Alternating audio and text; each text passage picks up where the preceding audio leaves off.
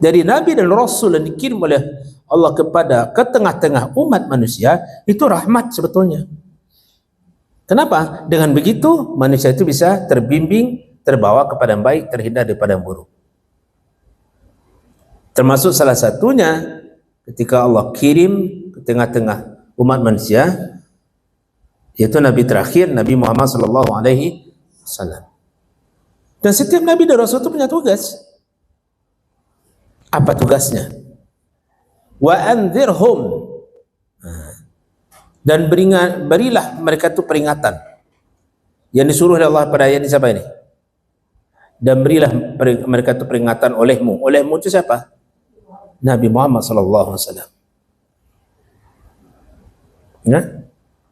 Jadi tugas Nabi itu adalah memberi peringatan, membimbing, bukan menjamin. Ya, tugas Nabi dan Rasul itu khusus Nabi Muhammad SAW memberi peringatan. Maksudnya memberi peringatan apa? Nih, yang kamu tempuh ini, tempuhlah ini, tinggalkanlah ini, peringatan namanya itu. Menunjuki jalan yang harus kita tempuh dan menjauhi jalan yang tidak boleh kita tempuh.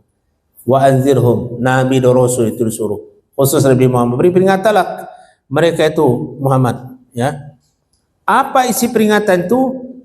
Kasih tahulah mereka, kasih peringatanlah kepada mereka itu Muhammad, yaumal azifah. Nah, ini ada sebutan lain. Ada, kita sering menyebutnya yaumul qiyamah kan. Kemudian ada lagi namanya yaumal azifah. Jadi dalam Al-Quran itu sebutan-sebutan nama hari kiamat itu banyak. Tidak yaumul qiyamah saja. Kita lihat pada ayat sebelumnya ya. Ayat 15 Bapak Ibu. Coba Ibu lihat ya. Ada lagi namanya yaumat talaq. Hari kiamat itu juga disebut dengan yaumat talaq. Coba surah Ghafir itu ayat yang ke-15. Apa arti yaumat talaq itu? Hari pertemuan manusia, tentang hari pertemuan. Pertemuan dengan apa? Hari kiamat. Ya. Kalau sekarang kita temukan ada lagi namanya Yaumal Azifah. Yaumal Azifah itu yaitu beri peringatanlah mereka Muhammad akan hari yang semakin dekat. Jadi Yaumal Azifah itu hari yang semakin dekat, menggambarkan kiamat itu semakin mendekat dengan kehidupan kita, bukan semakin menjauh. Ya, jadi sifat kiamat itu Yaumal Azifah. Kasih tahulah mereka Muhammad, beri peringatanlah mereka Muhammad itu akan hari yang mana namanya Yaumal Azifah. Hari yang semakin mendekat. Hari kiamat itu semakin mendekat dengan kehidupan kita. Kan ada dua kiamat. Ada kiamat besar, kiamat kecil. Kedua-duanya itu semakin mendekat. Yang paling mendekat sekali adalah kiamat kecil. Apa kiamat kecil itu? Kematian. Kematian itu adalah kiamat kecil. Dan itu adalah kiamat yang mendekat, sangat dekat dengan kita.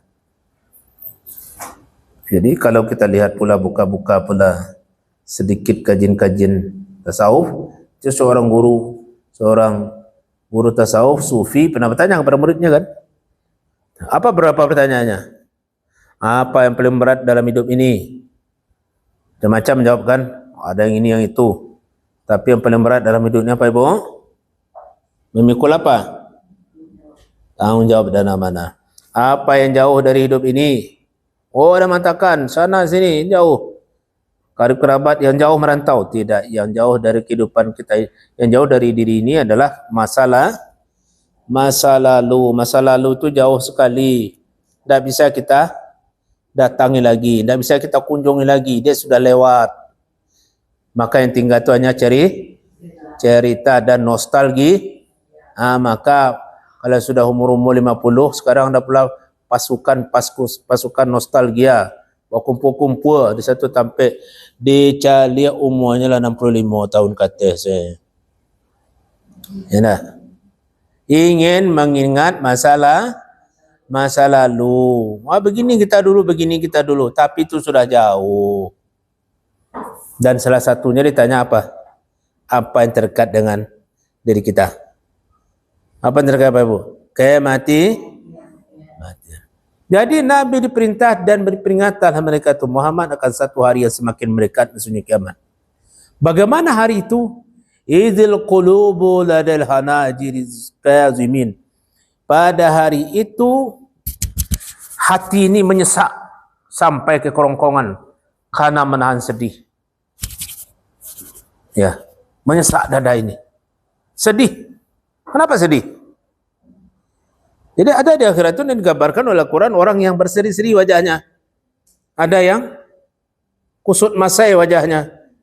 Ya, ada yang sangat sedih. Dan hari itu ketika kesedihan itu memuncak. Kalau kita sedih itu biasanya rasa itu di mana letaknya Bapak Ibu? Di dada atau di kepala? Aduh sedih. Nah, kalau sini itu bukan tanda sedih, tidak punya uang ini. Ya kan? Ini. Kalau ada masalah, biasanya yang ditepuk oleh orang adalah amaku. Jadi digambarkan setiap jiwa manusia ketika itu akan sesak. Begitu sampai ke kerongkongan. Ya kan? Kita kalau ada masalah berat di dalam diri, kan begitu kita. Ya kan? Menyesak di permukaan. Saking sedihnya kita. Lalu kenapa? Ya. Ma lizalimina min hamimi wala syafi'in yuta. Itu akan dialami oleh orang yang apa? Di atas dunianya menyia-nyiakan kesempatan berbuat baik itu. Pada hari itu tidak ada seorang pun teman setia. Ya, bagi orang zalim dan tidak ada baginya seorang penolong. Kalau di atas dunia kita lagi ada masalah, ada menolong tak? Masih ada untuk curhat. Teman, sini segala macam curhat sana, curhat sini. Masih ada teman setia masih ada. Saya lagi ada masalah ini, problem saya berat. Masih ada tempat berbagi. Tapi pada hari itu Allah nyatakan tidak ada seorang pun teman setia bagi orang yang zalim. Orang yang jahat itu enggak ada lagi temannya. Kalau di dunia ini orang jahat masih banyak temannya. Bahkan semakin jahat dia kadang-kala semakin banyak temannya. Pernah bertemu oleh ibu itu? Pernah? Berarti ada juga teman jahat ya. Kita saksikan kan? Wah, temannya luar biasa. Gangster itu jahat semua, setia semua sama grupnya itu. Tapi gangster. Jadi begitulah keadaan yang akan kita alami ketika kita menyanyiakan kehidupan di dunia ini. Tidak ada pun seorang teman setia. Maka dalam surat Luqman yang pernah kita belajar itu kan dikatakan, takutlah kalian kepada satu hari seorang bapak tidak bisa menolong anaknya, seorang anak tidak bisa menolong bapak. Berarti tidak ada kesetiaan lagi. Bapak dengan anak itu gimana tuh hubungannya? Bukan dekat lagi. Anak itu adalah turunan dari bapaknya. Sama dengan tubuh yang berbelah dua. Tapi hari itu tidak ada kesetiaan.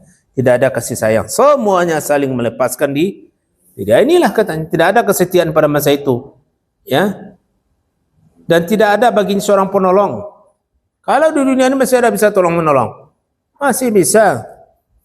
Tapi hari itu kita saling melepaskan diri satu sama lain.